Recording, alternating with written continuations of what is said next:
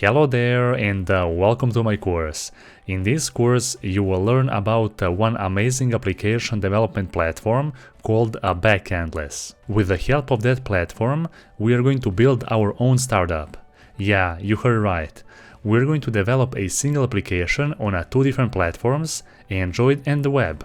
Both of those applications will communicate with the same backend database. The startup application that we are going to build will include a user authentication so that we can create our own user database. And the purpose of that application will be to provide a different kind of color palettes to our users and visitors. Now, everyone will be able to check out those color palettes in our application, but also we are going to create the logic that will allow our users to submit their own color palettes as well.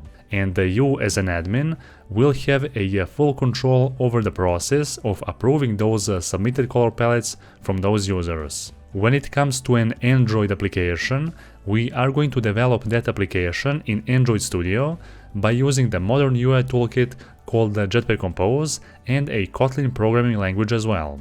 That's not all.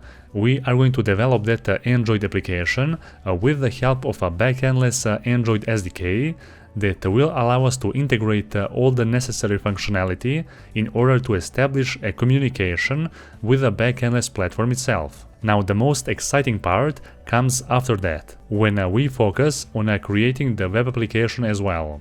Now, for creating a web application, you are not going to need any prior knowledge about web development itself, because the front and the back end part will be developed with a no-code approach. So codeless approach means that we are going to play with the puzzles and create our own web application at the same time. And that's just the beginning.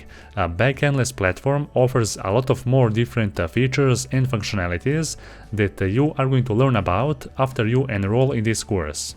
So what are you waiting for? Let's get started.